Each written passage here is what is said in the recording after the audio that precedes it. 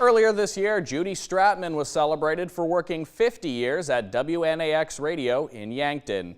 Eric Thorstensen has more on one of the friendly voices of this historic station. Judy is this week's Someone You Should Know. December, Minneapolis wheat up 0.2. Good morning, everyone. I'm Judy Stratman with a look at market activity ahead of the bell. Judy Stratman started working at WNAX in 1975 during a tough time in her life. We had lost a child at our house, and I was just very despondent about that.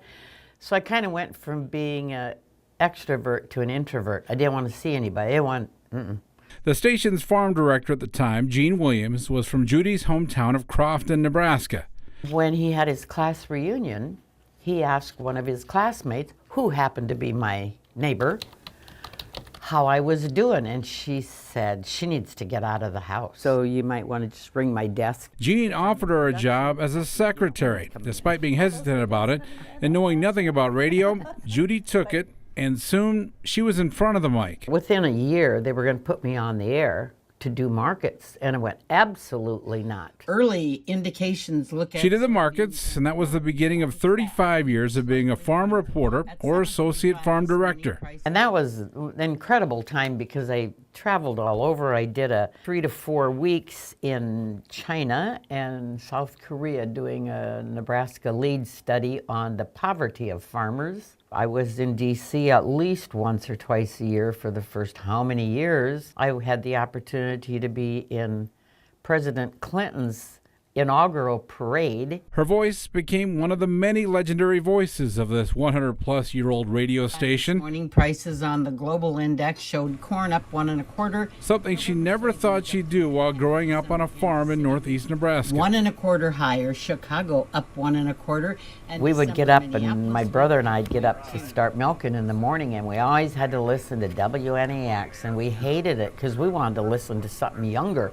What I remember probably the most about WNEX is when my mom was teaching my sister and I how to make a bed, tighten up the ends, and then all of a sudden we got stopped one day because the neighbor lady was on, and it was like, oh, everything stopped when the neighbor lady came on. And then I got to work with Windspeece for a number of years, which was just absolutely awesome. She says one of the most memorable moments was in 1983 when the original station burned down, and they had a broadcast from the transmitter. People were just amazed that they were hearing us on the radio while the station was burning down. That was the technology that was already that advanced in that day. Judy also worked through a time when there weren't many women in this field. When I first joined the National Association of Farm Broadcasters, I was one of the first 4. There was only 3 beside me in the National Association. So we were trailblazers. Prices slightly lower on average this morning. You don't hear her on the air much these days. She's moved into the sales and marketing department, where she gets to work a lot from home. My husband is 86. So I don't like to leave him behind all the time. 5 children, and all married except 1, and I have 9 grandchildren and 9 great-grandchildren. As you get to know Judy, we often say it's not the 7 degrees of separation, it's the 3 degrees separation of Judy Stratman. Oh dear. From the community. She knows everyone somehow, some way, and every single one of those people would tell you that they love her, adore her. And the spot prices remain... Never would I have dreamed it would have been a 50-year career. Nor never would I have dreamed that I still don't want to leave.